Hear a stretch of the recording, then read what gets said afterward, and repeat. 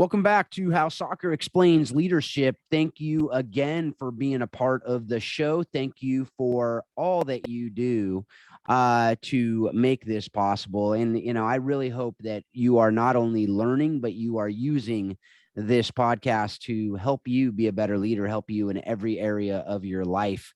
And Paul Jobson and I just love being able to interview great people on this show. And today we have another great guest. This time he's coming all the way from Liberia. We have George Blamoh, and I am very excited. George has an incredible story that we're going to be able to hear today, and he's got all kinds of degrees. He is an ambassador. He played on the national team. I mean, I could go on and on about his resume, but rather than doing that, I'd rather just hear from George about his story and hear from him all the great things that has been going on in his life and that God's been doing through him. So, George, how are you doing today? Well, I'm doing very great, Phil, and it is a great privilege to be on your platform to share my life story. Well, great. Well, let's get right to it, man. I just want to hear from you and just share with our audience. I'm guessing that most people listening have not heard of you unless you shared it with them and they're like, oh, I can't wait to hear George. But for all those people, and they may not know your full story either. So for all those folks out there who don't know you, can you just share your story, and then I'll be able to kind of follow up on that, and we can just have a good conversation about it. Well, I'm Josh Festus Blamoh from Liberia, West Africa. And coming from Africa, there are a lot of challenges that we face as a young person. And so growing up as a young man, I have two strikes against me. One coming from a poor family, and two coming from a nation that been ravaged by a civil war. Liberia has gone through 14 years of civil war. And the Civil War was very devastating. And during that time, no one could be able to fulfill their dream at that time. And coming from a broken family, I could not even afford to have food, meat on my table. And so I had a lot of challenges. And the only hope that I had was my soccer ability as a young man. It was my sense of security. It was my only ticket out of my poverty. It was my only ticket out of the broken nation that I came out of. And so during that time, I put in all of my strength, my ability to play as a goalie, and that found me my space on the national soccer team. Yeah, and that's something that we already, there's a bond because I'm a goalkeeper as well. And so, we goalies got to stick together. As I've said, goalies always have to have a little bit of crazy in them, right? So I assume you have a little bit of crazy in you, which is, I think, why you've been able to do a lot of the things. There's a lot of people have said you can't do things, and you just saying, well, if you tell me I can't do it, I'm gonna make sure to do it, right? And so right. I know that that's been a big part of your story. You've had people tell you can't do some things.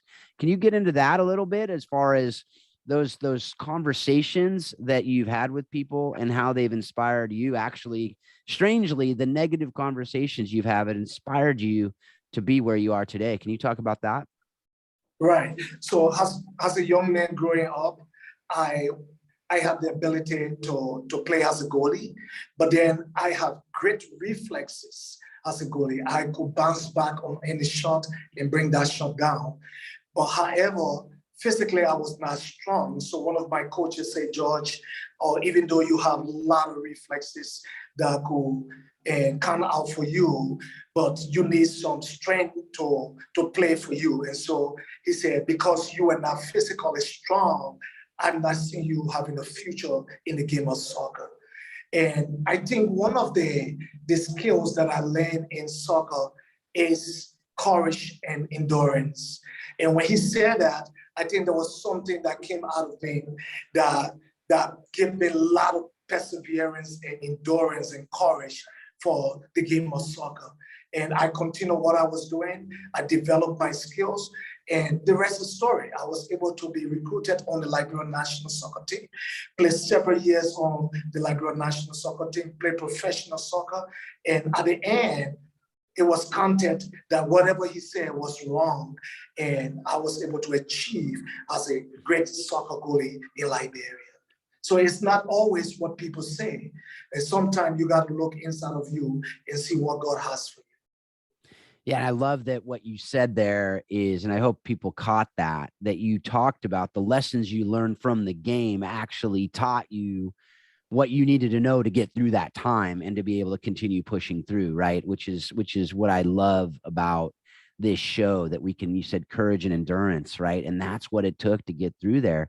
And it also took courage and endurance to get, as I talked about some of those degrees, that there's another story there that can you share that as far as your education? I mean, which is amazing. And I hope people understand as you're talking. I've met a lot of people from around the world, and to do what you've done is I mean, it's grit. It takes that courage. It takes the endurance. And can you share the story about your education journey, and also how that was another story of, this is, a lot of us in America don't understand a lot of this, because I think we're told in America, you can do anything you want to do. You can do whatever you want. You just go out and work hard enough and you do it. But that's not the encouragement, let's say, lack of encouragement you received when you were a kid when it came to education. Can you speak to that right now? Yeah, Phil, I came from a broken family. At the age 12, both my parents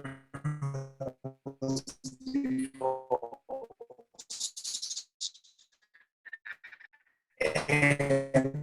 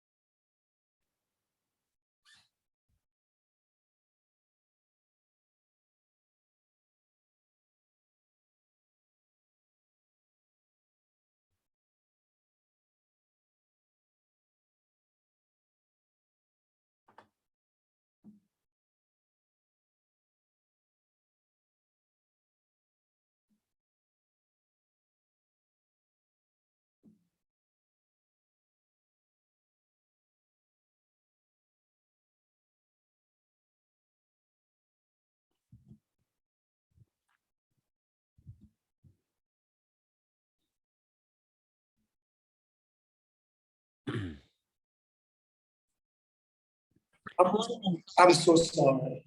Oh, that's okay. That's okay. So I don't know if that was you or me, but I went on to a different connection just in case it was on my end.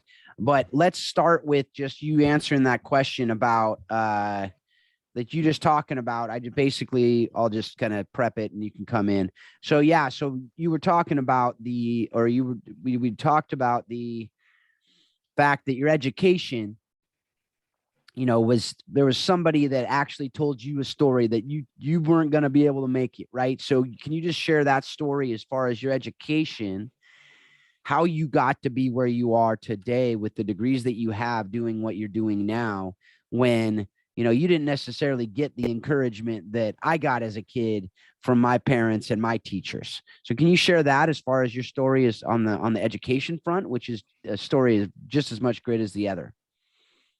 Well, as I grew up in a broken family and a lot of challenges, both my parents did not have the time to graduate from high school. And so a young man in the community looked at me and said, Josh, you are very encouraging, but because your parent did not have a high school education, it is not possible that you can have a college education. Because you grew up in the slum, it is possible that the slum will come out of you. And so growing up as a young man, soccer was my ability, soccer was my ticket. I used my soccer education to acquire my high school education. I got a scholarship to play on my high school. I was a captain for my high school. In 1991, I was able to take my high school in the high school championship, and we won the high school championship in 1991. And that gave me a ticket to play in the First Division League in Liberia. I played several years in the First Division League, and I was recruited on the national soccer team of Liberia. And after several years, I was also recruited to be a professional goalkeeper outside of Liberia. After several years, while playing professional soccer, I did not know Jesus as my Lord and Savior. And so we won the championship. And so I decided to go on a cruise. While on the cruise, there was a severe storm that came on our boat. And the storm was so severe that I was afraid. I didn't know how to pray. And so out of fear, I cried out to God. I said, God, if you rescue my life, I give the rest of my life to you. Few hours later, the engine revived and we made a Sydney. And I committed my life to Christ. And after that, I was recruited to serve as a country director for Athletes in Action. I did that for several years, mentoring young leaders through sport, using sport as a platform to raise up leadership in Liberia and across the globe. I had the privilege also to serve as a chaplain at the London 2012 Olympic in London, providing chaplaincy for elite athletes. I also had the opportunity to serve as a chaplain at the 2010 World Cup in South Africa, providing leadership and mentoring for elite athletes during the World Cup. And so at a certain point in my life, at the age 40, I realized that the Lord was calling me to higher leadership. And I thought it wise that for me to be a great leader, I needed to go back to school. At 40, remember, Phil, at 40, that is the middle of my life. When others are throwing the towel at 40, it was where I decided to go back to school. And so I sent an application in the US and I got a scholarship to study intercultural studies and counseling at 40. I was in class with kids equal to be my own kids. And one of the kids looked at me and said, hey, George, you are an old man. What are you doing here? There's no future for you. And so what are you going to do with the education? And I told him that I have served in global leadership for several years, but I'm here back to school because I feel that God was calling me to something higher. But then back in Liberia, a man told me that, Josh, you can never acquire a college education because your parent did not have the opportunity to have one, and you cannot have that. So at 40, I went back to school, and it will shock you, Phil, that at 40, the middle of my life, I graduated with cum laude and won a prestigious award, the Oscar Johnson Award for excellence in scholarship and service. And then when I graduated, I felt that that was not the end of my life. I felt that God was calling me to something bigger. And so I had the opportunity to attend one of the conferences in New York. And one of the guys looked at me, hey, Josh, what is your vision? I said, well, I think I want to do my master's degree. He said, how old are you? At the time, I was 45. He said, 45, going for master? That's not possible. You can never achieve that. I said, okay, just watch that. And I had the opportunity to have a scholarship from both Winton College Graduate School in Humanitarian and Disaster Leadership, and also Gordon Conwell Theological Seminary in Massachusetts. And I was accepted to do double master degree at the age 45 and stay running my mission in Liberia and the rest of the world. And it will shock you, I graduated clean with distinction and were also appointed as an ambassador to the United Nations. And I had the time to speak at the 76th General Assembly about food insecurity in Africa. It is always possible when you say yes to your vision. That's something that, folks, if you didn't hear all that, or you didn't actually catch all that, I just want to encourage you to go back and listen, because what you heard there was him being told as a young man, young kid, you can't do it. You can't get education because you're poor, because you live from the slums, because your parents didn't go to school. All these things that, we're told we can't do a lot of things in life. And you didn't listen. Instead, you said, no, I can do this. And I think soccer was, as you said, that was what taught you a lot of the life lessons. That was your ticket, yes. But it's just because it's a ticket. A lot of people have a ticket with something and they don't use it. They don't redeem that ticket, right? But as you said, at 40, going back to school, getting your master's at Wheaton College and Gordon Conwell. Those are no slouch schools. I love that you were at Wheaton as well with a friend of mine, Kent Anon. Kent's a friend, and you studied under Kent, right? There at the Disaster Leadership School at Wheaton with Kent. Say that again. With Kent Anon, you were there with Kent at Wheaton. Right. Yeah. So these are great schools that you're able to go to, and then, if that weren't enough, that's pretty amazing, cool stuff. But then you're an ambassador, you're appointed ambassador, and get to speak in front of the UN on food insecurity. Like, that is amazing. The fact that the number of people that are able to do that is so small. And this is a guy who was told, you can't even get a college education, let alone be able to, speak in front of the UN. Like, that's just amazing. So let's take it the next step and say, what are you doing with that? As you talked about, you had a vision to do that. Now I know, because I know the conversations we've had, you have a vision to do a whole lot more, and God has given you this vision. So what does that look like now in the work you're doing in Liberia? You're working with AFLA, FCA. Liberia, FCA as well, and Samaritan's Purse, if I'm not mistaken there. So Can you just share about the work that you're doing in Liberia, and really how soccer has encouraged you, and what lessons you learned from soccer are helping you in that work that you're doing in Liberia? Well, firstly, Phil, I want to give recognition to people the Lord has crossed my path to stand on their shoulder to become what I am today. And I did not have a father figure, but God has a sense of humor. He brought fathers in my life who serve as mentor. And one of those people has to do with Jonathan Detwiller, who is currently CSRM or international coordinator. CSRM is Church Sports Recreation Ministry. Jonathan and I connected through Athletes in Action. At the time, Jonathan was the International Partnership Director for Athletes in Action in the Netherlands, and I was the director for Liberia. And over the years, Jonathan was one person that kept telling me, Josh, it is possible. Keep pressing on. It is possible. And so I want to give recognition to him. I want to respect his leadership. I want to respect his mentorship. He has put into my life a whole lot. And coming back to your question, and I think I owe that to the younger generation in Liberia. Much has been invested into me. God has used a lot of people, a lot of circumstances to invest into my life. And so currently what I'm doing, and investing into the younger generation in Liberia that have gone through 14 years of crisis, 14 years of trauma, 14 years of brokenness, and also have gone through Ebola that have caused a lot of trauma, a lot of death. I consider my country as a fatherless generation.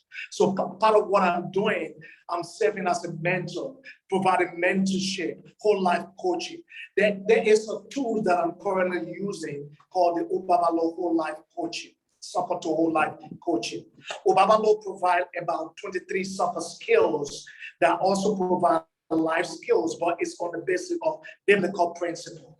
So what I do most of the time with that, when I'm running soccer clinic, and I use sometimes a shooting drill. And so the life skill for shooting has to do with responsibility. Of course, you see a lot of young people who have grown out of the Civil War does not understand what it means to take responsibility. So when we provide that soccer skill for them about taking responsibility, they also are able to connect from their soccer skill that when I'm able to shoot on goal, able to achieve a soccer goal, I'm taking responsibility on life. They are able to connect that with life. And I'm also involved into trauma healing, counseling. As a nation that have gone through healing, it is important that we are able to rebuild the minds of young people. It is easy to reconstruct buildings, but it takes a longer period to reconstruct the minds of younger people. And so that is what I'm involved into currently in Liberia. You also mentioned my work with Samaritan Press. I'm also part of the disaster team with Samaritan Press. Samaritan Press respond to several disasters. So it is a part-time job, seasonal job for me. When there's a disaster, they recruit me to go into different parts of the world to provide healing into those broken countries. Of course, I have had experience with civil war, and so I think I'm in the right place to help people who are going through brokenness as a result of civil war. So I think God has built me holistically to build into life both on and off the field of soccer. Yeah, that's something that I love hearing. Just how you're using the gifts that you have, as you said, soccer and a whole life training. Like that's what we talk about in this show all the time. Sean Smith's in with FCA is the one who connected with us, and I'm so glad he did, because it sounds like we have very similar hearts that we're saying, hey, this game is much more than a game. I mean, it's provided you not just a vehicle and a bridge to be able to get education, to be able to become an ambassador, to be able to do this amazing work, but it's also something that we can actually use the lessons to teach the children, to teach the adults in our communities. Excellent, Phil. I would say this, that soccer has provided a lot of resiliency in my life. There were so many reasons why I could join the towel. I mean, coming from a nation that is broken, a nation that is considered to be the second poorest country in the world. How did I get to the point of acquiring 2 master's degrees from the United States? It has to do with resiliency, coming from a poor family where we couldn't find a meal for day. We couldn't have a good shelter over our head. How did I come to the point of being a life coach into broken family, helping younger generation to find hope in life? It has to do with the skills of soccer that provided me with a lot of resiliency. I think it's just more than a game. Soccer provides life skills. And if we can see just beyond the soccer skill, I think we can see leadership skills within soccer. Amen to that. I love hearing that. I love the passion, because I think we're wasting a lot of the life skills that soccer can teach because we're focusing too much on winning. Have you seen that even in Africa? I know that in the US, we have our youth, especially, they are focused on winning a lot of the time. It's just winning, getting the scholarship, getting to the next level, getting whatever, rather than learning these life lessons that can actually teach us how to get to the next level in life. Right. So what do you think about that? Well, I'm a living example, Phil. I came to a point in my soccer life when everything was crumbling. one age tell me that I couldn't play soccer anymore. And besides that, I had a lot of unresolved pain that I couldn't deal with myself. Just the soccer skill alone could not just provide that. I have to get from the higher power. Jesus had to come in my life to bring a lot of healing in my life. Even though I have all of this soccer ability, I was winning in my soccer life, but I was still dealing with the pain and the brokenness of the father that was absent in my life until I was able to encounter Jesus, who gave me a higher meaning for life. And with the soccer skill, I was able to integrate that to become a better person in society. I think just focusing on winning is temporary, because if you just focus on winning after that game, it's over, and you just remain in the cycle of emptiness, and it cannot offer you a meaningful life. Yeah, and I think we could talk for hours and hours on that issue and how we can be better at that. But I just think to be able to hear you training and using these lessons you've learned with the young people and other people throughout Liberia is awesome, because I hope that they are, that's what I love, is just the story of soccer is one of those tools that you, as a man who, if you look on paper, should never have made it, right? But you using these skills and these lessons to motivate you, and not only motivate you, but give you the actual tools to be able to make it to that next level. And so one of the things that I want to just focus on is your work that you are actually doing in these communities.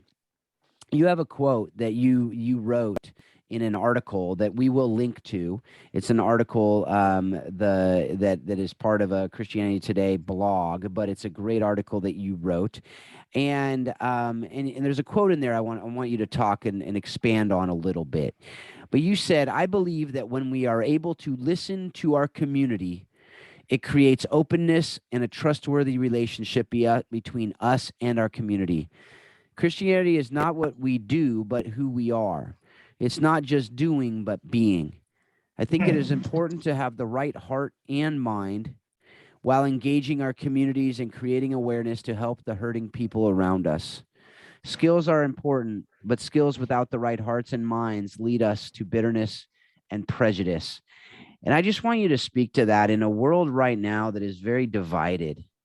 That's very, you talked about a civil war in Liberia over the last 14 years, Ebola, civil war. In the U.S., we don't have an actual civil war, but we are so divided in the United States.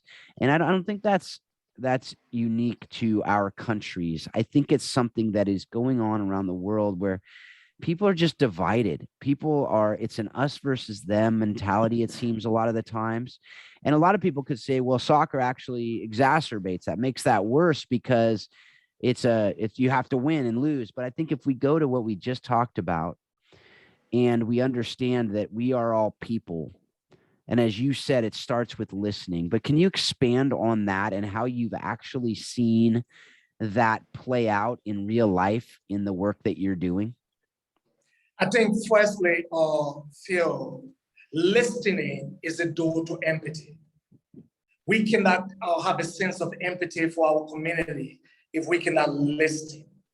And not just listening to pass judgment, but listening to create a sense of empathy in our heart, and to understand and see where people are within their own life. And growing up in a broken community, it was so easy to judge me from the point of the failures of my own parents and the failures of my own community, the failures of my own country, Liberia. But I think there are a lot of silent cry within our community that no one is giving their ears to. If only we can listen to the silent cry, I think there are a lot of hope that we can bring within those communities. Growing up as an African child, one of the things that we were taught is that men don't cry. And so we grew up just internalizing our pain, and sometimes we cry so loud that no one hears us because men actually don't cry. And so in order for us to listen to our community, I think we need to just break that bridge and create a sense of relationship within our community. And how to do that is to be very authentic and intentional in building relationship.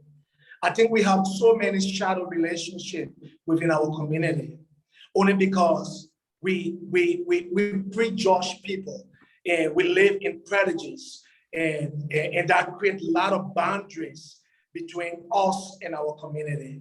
And I think the best way we can do that is to listen with empathy, listening to understand, coming in the space of other people and understanding what they have walked through. Like a country like Liberia, where I'm from, there are a lot of young people who lost their parents. We have a lot of wayward youth. And if we cannot listen to that crowd, we cannot create a sense of hope for them. We have to understand where they are before we can be able to reach to them. You know, and as I think about the game of soccer in this regard, we look at our teams, and our teams are composed of people coming from completely different backgrounds, usually. They're, especially when you talk about a national team. I imagine when you were on the national team, your team was probably comprised of people from very different backgrounds, right? There were probably, you know, some people who were from very poor, some people who were from wealthier homes, some people who were from, you know, the elite, I imagine. And you got to come together and create a team. Can you talk about that? I mean, and I'm making an assumption there, but I mean, correct me if I'm wrong, but I imagine that listening and understanding each other to be able to play together as a team was something you had to do when you came together on that team. Is that right? Right. And firstly, you have to understand that Liberia's civil wars were rooted in a lot of tribal conflict. And so we have people who were from those tribes that were perceived as conflict or people who brought the conflict on a nation. And it will shock you to understand that during the Civil War in Liberia, soccer was the unifying force. The country was so divided that when the national team were playing, the only united voice that we have was the national soccer team. And that was able to unite us as a nation that were going through civil war. And we were able to understand that we have one nation and one people. Why? Because soccer created that environment. And so when I look at soccer, it provides good teamwork and team building. And you have to live far beyond yourself and able to understand the scope of the other person. I have people who never had the skill that I have, but they were part of my team. And the first thing that I needed to do is to respect them as an individual and love them as an individual and know that they are part of my team. In fact, we cannot have a successful game without team building and teamwork. And one person, an individual cannot make a team. It takes collective effort to make a team. And for that to happen, you have to respect each individual on the team. And so that gave me a lot of skills in my life and my leadership ability about team building. I love that. I love that. You know, some people would look at the Liberian national team and say, oh, I don't ever remember seeing them in the World Cup, because as far as I'm aware, you haven't been. But to see the success that's come out of it, all we need to do is look at you. And I imagine you're not the only success story coming out of that World Cup team, right? To be able to say the value of these teams and of the opportunities that are created through them is just amazing. It's just amazing to see that. I remember similar story in the World Cup when Ivory Coast was in it, and they actually paused the civil war that was raging in the country to watch. And that is the power of this sport, not just for a country, but for the people that are playing it, if we allow it to be, rather than focusing on the wrong things. And that's what we're hoping to do on this show. And I appreciate you and your story and hearing that, to be able to just know that, man, it's just so encouraging to me. I'm almost at a loss for words as how encouraged I am by your story. So can you just share how people can connect with you and be able to understand better the work that you're doing and how they might be able to connect and help out in any way? Well, I want to say thank you so much, Phil, for the opportunity. I'm a member of Fellowship of Christian Athlete, and I'm also part of Church Post Recreation Ministry. And so you can get me through my FCA org, or you get me through CSRM .org, Josh Blamoh CSRM, or you get me through FCA.org. And you can see what I do, and you can be able to invest into what I do in Liberia. And it's going to go a long way, because sport is a universal language. Liberian are crazy about soccer, and the average youth in Liberia is between the ages of 12 to 16, and is a population of 33% of our overall population, the young population. And so soccer provide that leadership, soccer provide that mentorship, soccer provide the holistic development. Soccer is a bridge builder for where we are going as a nation, coming from civil war to reconstruction, healing, and transformation. So if you can check me out on CSRN.org, FCA.org, and you can be able to invest into what I'm doing, you are building into lives in Liberia. I love that. And so we will have those links on the show notes. You're also on LinkedIn, George Blamoh. Blamoh will have that there. You can connect. I'll have those links on the show notes if you want to connect with George and just learn more about what he's doing in Liberia with some amazing people, amazing organizations. So FCA, CSRM, absolutely love what both those organizations are doing all around the world. And I know my daughter actually started an FCA chapter at her high school a few years ago. And so very much love that organization and love that you're a part of it. All right, couple more questions that we have for everybody, and I would love to hear from you. I know you've used soccer lessons from the beautiful game in your own life, in your not just your soccer life, but in your education to become an ambassador, all these other amazing things. But how have you also used those life lessons that you've learned from the game in your personal relationships? Well, I think soccer has provided the skills of service to me, because one of the skill of soccer is long passes and short passes, and maybe throwing with pass. And that life skill for that, it has to do with connectedness and service. And I think as a leader in my own family, I have to be a leader that provides service to my own family. I have to be a leader that is able to connect to my own family. And I think soccer has done that a whole lot. It has shown me a lot of compassion. It has shown me how to build relationship with people. It has shown me how to become selfless. And in the game of soccer, one thing is that if you are not in a strategic position to finish the pass, to convert it to goal, you have to give that pass to a person that is in the strategic position. And part of that is passing the baton to the next generation. And I think I'm doing that very well with my own kids, becoming a father to my own children, and passing that baton so that at the end of my life, they can become the legacy that I've left back. And I think that is spot on for my end. That is so good. That is so good. I love that. The selflessness of the pass, right? To and that sometimes you even have a shot, but to make that pass because somebody's in a better position. And as you said, passing the baton to our children, passing the baton to the next generation in our communities, passing the baton to the spiritual leadership. I mean, that is such a massive part of leadership that I think so many people miss, is that succession. If we are not training up leaders behind us, it's going to stop. Whatever we're doing will end with us. And that's not leadership. That's not leadership. And that goes for soccer teams as well. That Liberian national team you pass the baton to the next goalkeeper, you pass the baton to the next leaders. And that's just part of great legacy vision in any organization. If you don't have a legacy vision, your vision's too small. And if you do have a legacy vision, it has to be beyond yourself, and it has to be passing a baton to someone. So appreciate you on that. Anything to add to that?